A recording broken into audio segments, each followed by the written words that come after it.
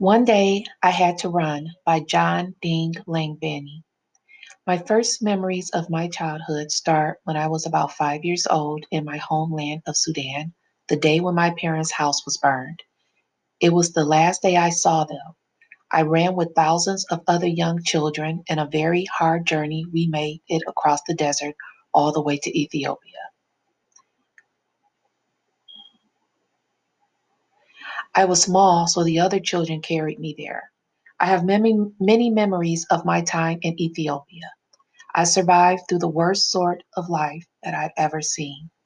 Every day people were dying. I was living with a group of children in Pangido, Ethiopia, who had also lost their children.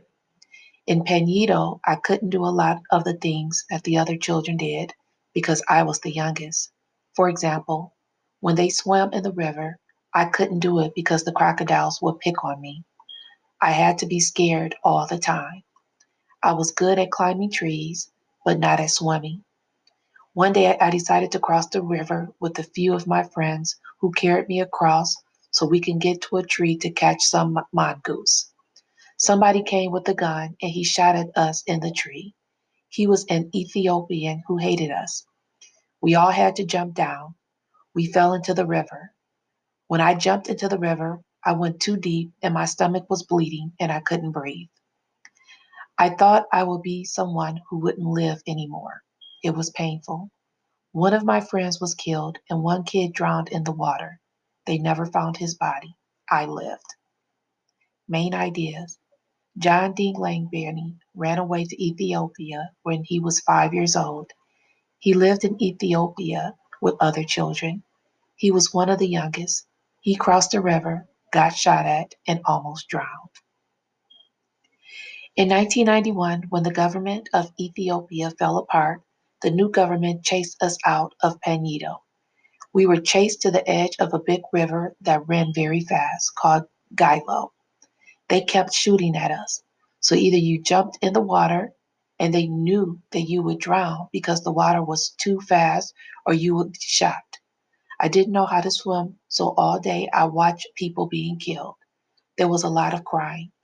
The people crossing the river had to throw all of their bags away because it didn't do any good because the shooting continued. I was crying as people near me were being shot. The river was full of people. You realize later they were all dead. I needed to get across the river. I was thinking all day, what could I do about it?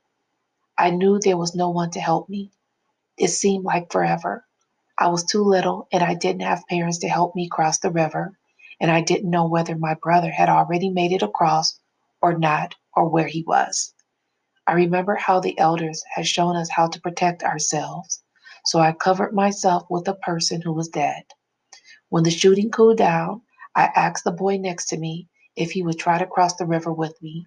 He didn't know how to swim either. I threw myself in. I don't know how, but the river was moving so fast it brought me to the other side. That's how I crossed the river that killed so many people. Main ideas. In 1991, the Ethiopian government pushed John Ding Langberry and the other Sudanese children out of Ethiopia. John crossed a very dangerous, fast river called the Gilo River. I followed the other children who survived to a place called Panchala. It took 3 days walking by foot. We didn't have water or anything. Panchala was on the Sudan side of the border with Ethiopia. When we got there, we saw hunger like I had never seen in my life. There was no UN, no nothing. If you found one kernel of corn, you lived off that for a day or two. Water and a little corn. It was a tough life. We lived like that for 2 months. Then the UNHCR came in and started bringing food. Just as things got a little better with food, the enemy from Ethiopia crossed the border and the fighting began again. We had to leave Panchala. Before I could leave, one of the ladies told me to wait while everyone left so they could see if I could be carried out in a Red Cross car for the injured and the smallest children, so I stayed behind. A month after the rest of the kids had left, I was playing in the little river with the other children, and the enemy came.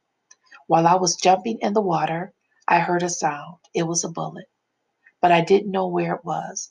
When I got out of the water, the kids I was playing with were gone. I couldn't run because the bullets were all around me. I stayed flat and waited until nighttime. It was it was dark. I escaped from the river to the airstrip. There was also shooting at people. There was also shooting at the airstrip. I stayed down. I tried to go to my house. I didn't know what the people who were living with me were all gone. I didn't know that the people who were living with me were all gone. When I got to my house, I accidentally kicked a can and the enemy heard me. They captured me. They took me to the place where they had a lot of people they'd captured. I stayed there for most of the night.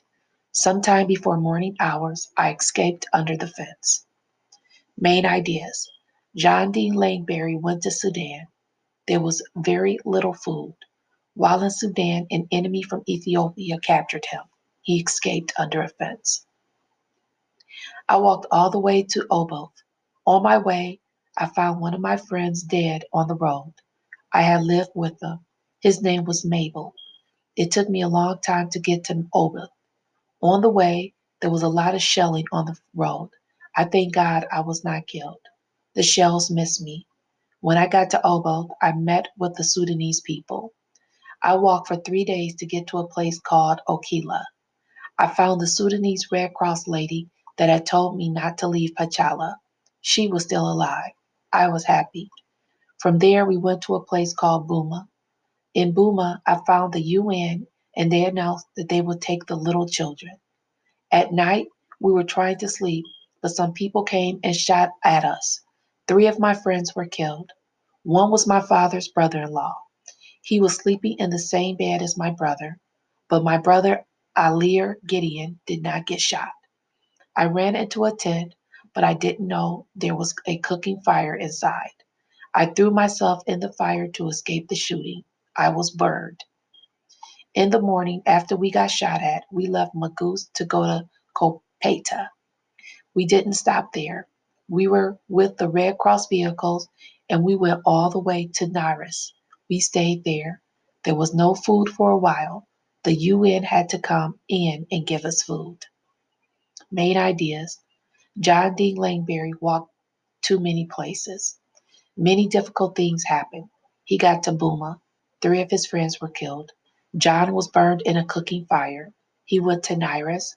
The UN came to give them some food. While we were in Nairus, the enemy captured Kapeta again, so the UN decided to bring us to Lakichiogdio across the border with Kenya, into Kenya. When we came to Lakichiogdio, we lived there, but were still scared that something might happen again, so the UN decided to bring us to Kakuma, Kenya, further in from the border. This was in 1992. In Kakuma, the native people treated us badly because they didn't know us. They were nomadic people called Turkana. They didn't know Sudanese. In 1994, I went back to Sudan. In 1995, I went to Ifo in Kenya. I lived in a refugee camp there, trying to find a way to get to America. 3 years later, I flew out of Nairobi to America and started high school in Rochester, Minnesota. I didn't know if I would find a good way of living anymore before I came to America. When I graduated from high school, I started community college, and now I'll be going to Winona State University. It took me a long time to realize that I have gained a lot from living with so many people in the refugee camps. Nobody can believe it that I can speak 14 different languages. It was a part of learning while going through bad things. You could go through a lot, but one day things can change.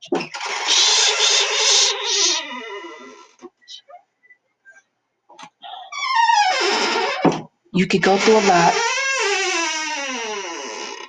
You could go through a lot, but one day things could change. With my classmates, I don't compare myself to them. I didn't have a good life when I was a young kid, but today I've learned more and I have a good life. This is a summary of my experiences, but there is more to explain for each example I've given. I'm so glad I'm still alive, and this is my story. Main ideas in 1992, the UN brought John Dean Langberry and others to Kakuma, Kenya. In 1995, he went to Ifo in Kenya. Then he looked for a way to get to the United States. In 1998, he went to America and began high school. Then he went to college.